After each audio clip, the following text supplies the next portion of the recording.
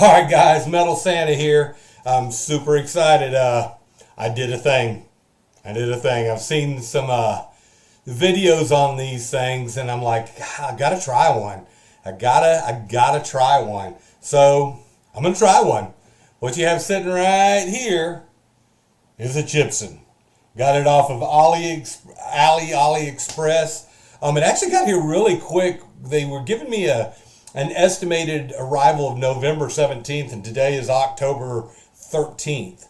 So it was a whole month ahead of schedule. It got through customs pretty quickly. I'm really doing it just for educational purposes to kind of show you the difference between, your true Les Paul, I've got let's see if you can see it. I got my Les Paul traditional. This is my $800 guitar. One of my favorite Les Pauls, though. Actually, if you see the back, it's just a mess. But then I've got another traditional Pro, or that's a classic.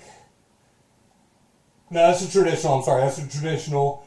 That's a traditional. That's a classic. And then I don't know if you can see the one way over here in the corner. That's my Les Paul GT. Pretty cool guitar. I'll be honest though, it's not my favorite player. But my buddy Scott Anderson tried to do the setup for me, and it's better than it was for sure. It really is, but it's kind of frustrating because it's my most expensive Les Paul, and it's definitely not my favorite player by any means. And then of course I got the girls in here. Got Nestle and Baby Ruth. They're gonna help me do the video. You gonna help me review the guitar?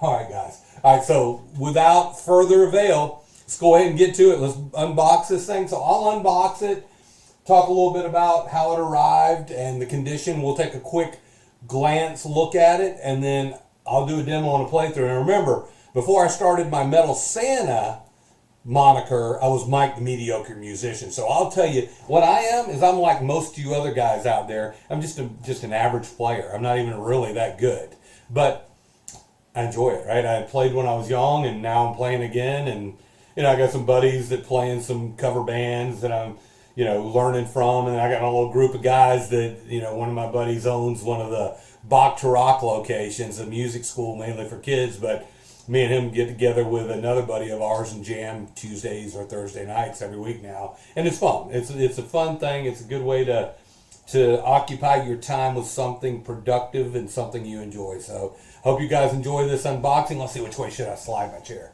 I think I should probably put it this way. What do you think? Yeah, I'll slide the chair over here so you can see my fat Santa belly. All right, safety razor. Safety as always, children. All right, let's see what we got here. Okay, I got my other two cameras set up. We'll see how good the view is on it. So some of the ones I've seen, the seam is on the side right here, right? So the seam is on the side of it, and then other ones the seam is up top, and it seems like this one the seam is up top. I'm gonna try not to get into the guitar, because I don't know how deep they have it in the package. Let's see here. Okay. There we go. What's up, girls? Don't worry, I ain't gonna get y'all with the knife, I promise. Got my postage stamp from China.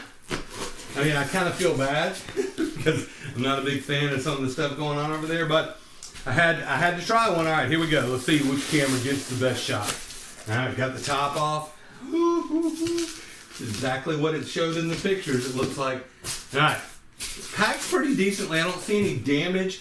So the good thing about these is they come in this styrofoam coffin, basically, and it really just fits the guitar almost perfectly, so you don't have to worry about the thing getting bounced around. They put some spacers in here to give it a little more cushion, right?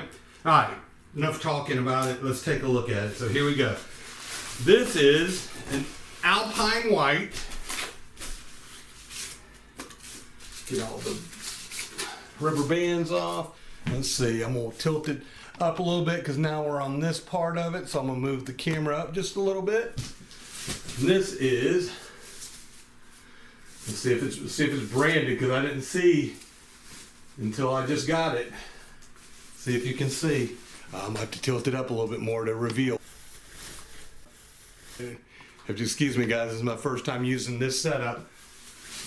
And yes, It has the Gibson logo, the Les Paul Custom. It looks right. I mean, it looks right. It's got mother of pearl in the headstock. It's got the large emblem. I mean, guys, if you just took a cursory look at this thing, you would not know. You would not know. You'd have to know your stuff looking at it. And I'm sure there's lots of people that are going to look at this and go, oh, I can see right away. I can see right away what the problem is with it, right? But you can see that's not a bad job on that headstock. The headstock shape is right. The nut is cut in nicely. There's not a lot of... Guys, that's not bad. That's not bad at all. I've heard the quality of this stuff is getting better and better. Now, it does not have the fret nibs. This guy doesn't do the fret nibs. Now, I've come across some guys now that do the fret nibs. So I'm going to try to get one that has the full-on Gibson look with the fret nibs and everything. So this is it. You know, the pearloid inlays that simulate mother of pearl. But guys, I mean, just a first look, and I don't see anything on this guitar. I've got an Epiphone, a black Gibson Epiphone Custom, and I don't see any difference between this and that. And I paid $200 for this thing. I mean, it's a pretty guitar, guys. It's a pretty guitar, and just looking at it, you aren't going to tell me you would take a cursory glance at that and go, oh, that's not a Gibson.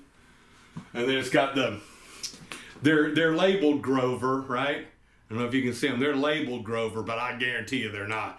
You know, but I've heard that recently, I've heard even these Grover tuners that are labeled Grover are getting better too, and they're not trash. Let's see.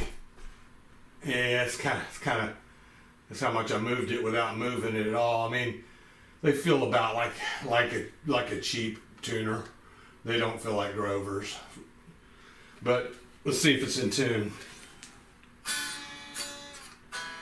Nope, not in tune. So what we're gonna do, it didn't come with any, well, I take that back. Came with a little cheap guitar strap and some picks, right? And it came with the cheap guitar cord that nobody's gonna use, right? It's junk. All right, guys, so this is it. This is my first Chibson. We're gonna tune this thing up. I'm gonna plug it in and we're gonna let it rip and see what kind of sound we get out of it.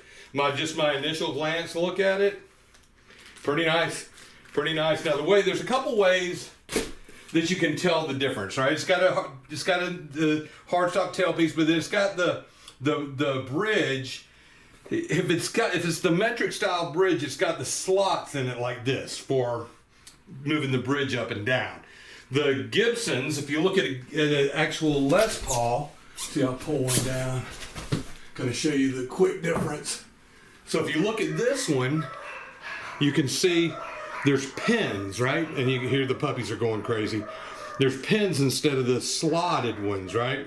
And that's one of the big differences. The layout of the control knobs is a little different. A lot of times the bridge on the Chibsons is a little closer, or it's where they have trouble intonating. And then the fret nibs is another big indicator, right? If it doesn't have the little nibs on the end of the frets, that's a real easy way to tell that it's not a real Les Paul. Unless I think 2014, I think it was, or maybe it was 17 that they experimented with no nibs. But all right, guys, that's it. I'm gonna get everything wrapped up and I'm gonna do a review of it. Hope you guys like the unboxing portion, but let's get it plugged up and see what it can do.